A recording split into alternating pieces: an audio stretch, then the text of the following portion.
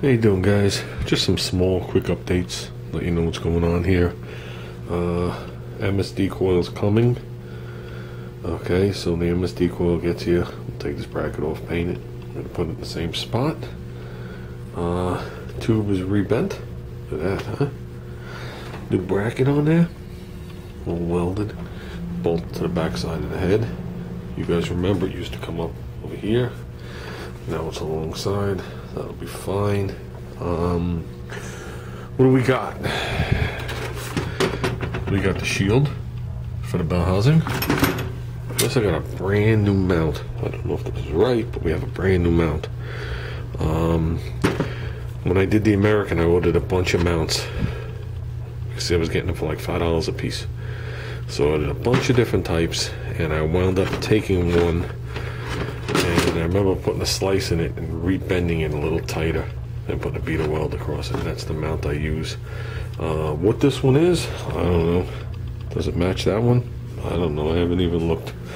So what one will fit in the car? I don't know. So sure does look like that one, but not sagged. Okay. Or maybe just not as tall. That one looks all twisted and mutilated now. But we'll find something that bolts right in the car. Might use the original style from the 904, which I think that's what this is. Okay, what else is going on? We have to take this filter off, replace it. That's done, because that's all full of metal and shit, and everything that's ground away, you know, the pleats are all full, it's going to be. That's going to happen. We're going to pull out the pressure relief valve. I'm going to take care of that. We have to paint this pulley and get it on. Okay. Check the oil. The oil's still in full, so we didn't do too bad. We have to pop the distributor up. And somewhere, somehow, sometime, we have to do that throttle linkage and rebuild the 750. 750 I'm not worried about right this second. We'll swing it in the car with that on there if I got it for a little while until I get the other one done. But yeah, Junior's going to start, well, we're going to start tomorrow. Basically, we're going to take the hood off the car. I'm going to put both these hoods in a storage place, get them out of here, and we're going to discuss what he has to do, and he's going to be working on it. So I'm going to get this thing ready to go in. I got the fittings for down there. So Chrysler's different. Chrysler has males sticking out, and you got to put females on it. So the lower greasy thing is what goes in the tranny. This is the female end that I needed. Okay, I got a pair of these from the other tranny, but they're both straight. The ones that were on here, I don't know what I did with them. One's straight, and the other one is mixed in here somewhere. We'll find it. But one is straight, and one's on a 90. So when this tranny came out of a car, so we're probably going to go with the straight and the 90 again. But I will look to see what one I want in there. This would be equivalent to that. But we have a 90. So, and the 90 was in the back. But like I said, we'll see how it works out. The shifter cable comes from the back side, not the front side like my car. My car, the shifter cable comes this way and gets in the way of everything. And it's actually tied away from the header tube, but it comes up around.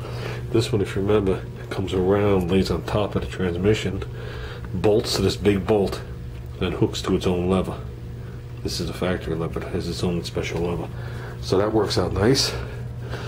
As you can see, once the head is on, getting up there to do that, it's going to be almost impossible.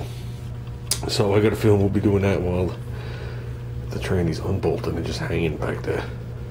Got a bunch of stuff to do. So I want to button up all the small stuff while he's out there working on the car. So not much more. Very little fabrication. We gotta weld that tab on here to put that bracket on. Like I said, very little fabrication to do, as long as everything else lines up. And that's it. We should be getting closer to putting this in. He wants to fire it up with the purple hoonies on here to see how it sounds, and I told him, I said, it's going to be loud.